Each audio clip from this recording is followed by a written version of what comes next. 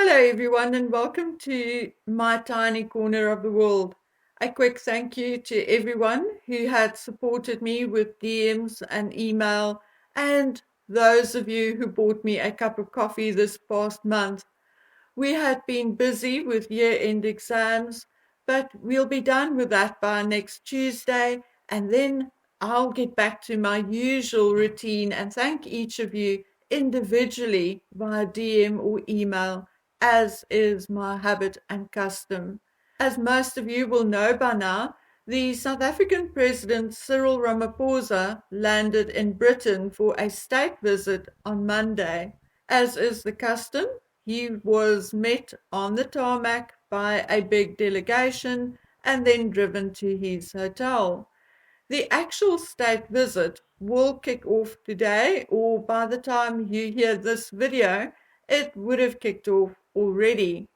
Of course, we are all waiting for tonight's state banquet at Buckingham Palace, and we are already salivating to see what Catherine will wear and which tiaras will be dusted off for the occasion.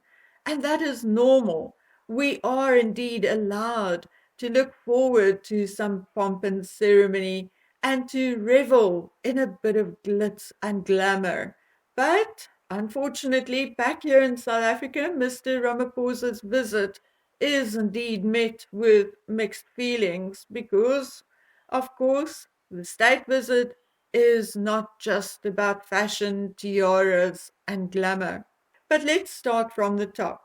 By the time you listen to this video, the Prince and Princess of Wales, William and Catherine, would have been to greet Mr. Ramaphosa at his hotel, and his day would indeed have kicked off.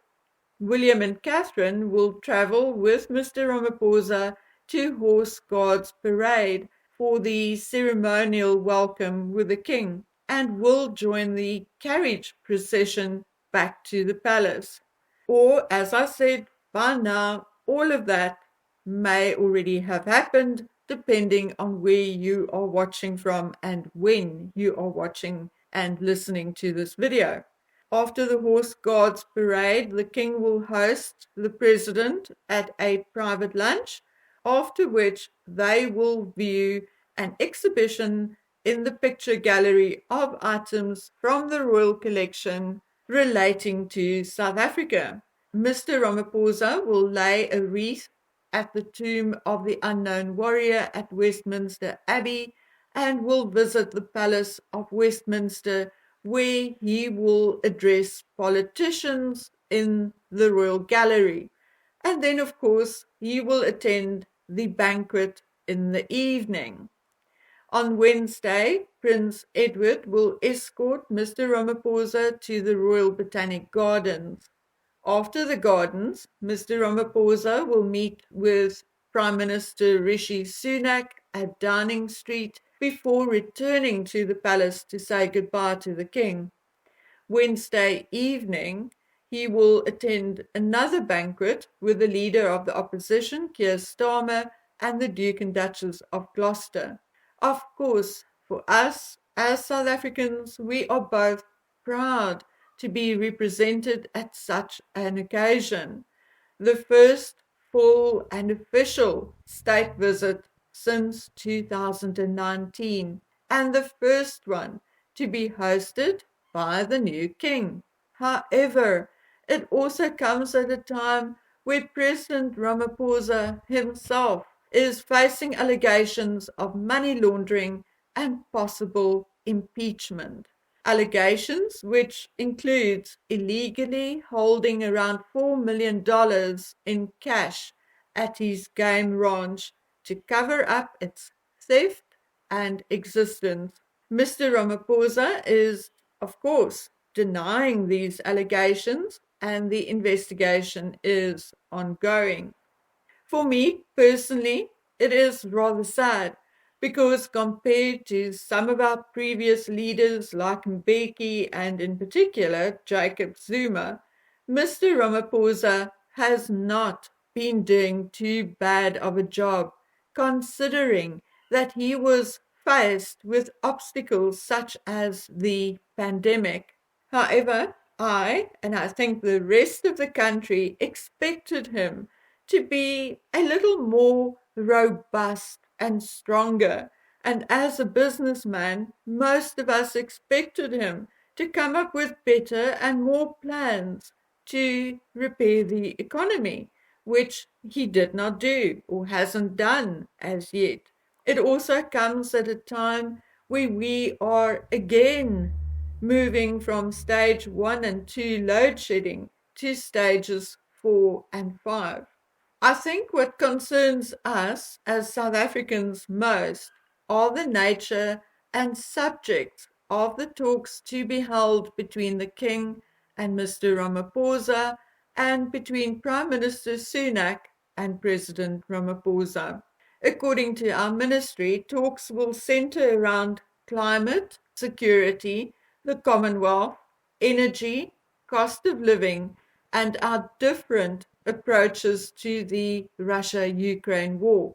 In 2021, the United Kingdom was the 13th most important supplier of South Africa's imports and the fifth largest export destination after China, United States, Germany, and Japan.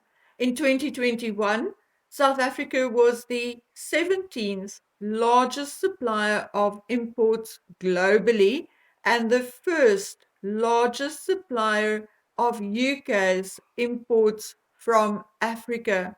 So suffice it to say, the two countries play a large role in each other's economies, and pressure can easily be applied from either side. Now, as far as climate change and the climate change agenda goes, there had been talks and summits here in South Africa, just like anywhere and everywhere else.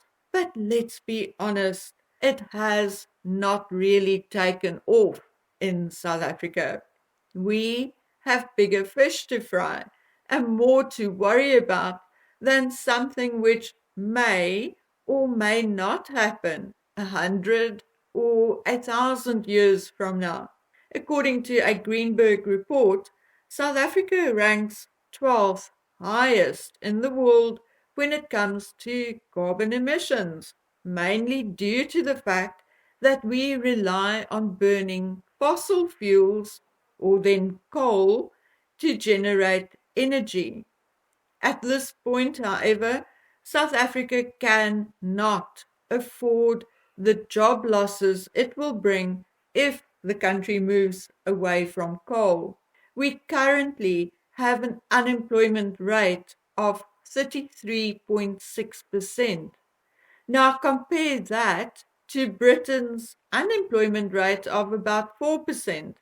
And I think it should be clear to everyone that you cannot compare an apple and a banana. Currently, the coal mining industry provides something like 91,000 jobs here in South Africa. Having said that, South Africa is big into conservation and have made big changes in moving away from the use of, for instance, plastics. We have huge conservation areas. As a matter of fact, 9.2% of the size of mainland South Africa is set aside for conservation.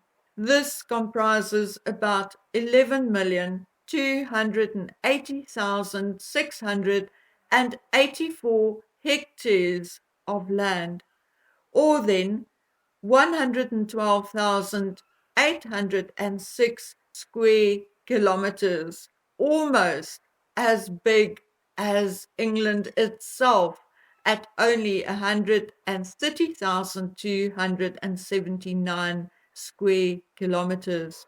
Yet, I do not see that being offset against our carbon emissions anywhere. And at this point, I think it would be a huge mistake should President Ramaphosa lend his ears or fall for the wokest World Economic Forum, New World Order, climate change agenda. It could potentially destroy the South African economy completely. As far as the Commonwealth goes, yes, of course, it is beneficial to any country to belong to a group of nations and to forge relationships and garner support from others. However, I can also tell you that many South Africans feel that the Commonwealth of Nations is little more than a post-colonial club. There is no clear definition of what the role of the Commonwealth is, what meaning and purpose it serves other than being, as the royal family calls it, a family of nations. As king, Charles is the head of the Commonwealth and is meant to keep out of politics.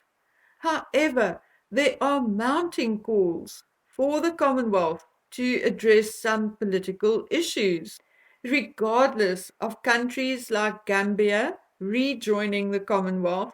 At some point, the elephant in the room will need to be addressed, as not all the citizens of every Commonwealth country are actually approving of the Commonwealth connection, and King Charles will have to watch and monitor his own conduct, as the last thing the Commonwealth will need is to feel that they are countries under the influence of the British Empire rather than a group of peers with a shared history.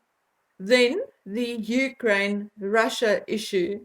Until now, the citizens of South Africa had begged our president not to get involved. Yes, we have or had significant trade with both countries, but otherwise we don't really have any other interest in that particular fight and cannot afford to get involved or take sides, because taking sides will not only mean siding with either Russia or Ukraine, but also by implication siding with many other different countries, or then against many other different countries. Of course, I am not talking about the humanitarian aspect, as no one in their right mind would approve of war. Okay, guys, I think I'm going to leave this here and I'll be back later talking more about the state visit, hopefully accompanied by some beautiful photographs of Princess Catherine in her finery, etc., etc. I also want to discuss Harry and Meghan's future and some of the gossip I have been privy to. And I must say, I was a little rattled when I saw their message to Elton John only a day after I posted my video on their relationship with him, Oprah, and the others. I never considered myself psychic, but goodness knows, lately I feel as if I'm living in their heads. Anyway, so we'll get to that a bit later. I'm going to keep an eye on the news and I'll be back here as soon as I can. So until we meet again on that next video, please take good care of yourselves. Bye.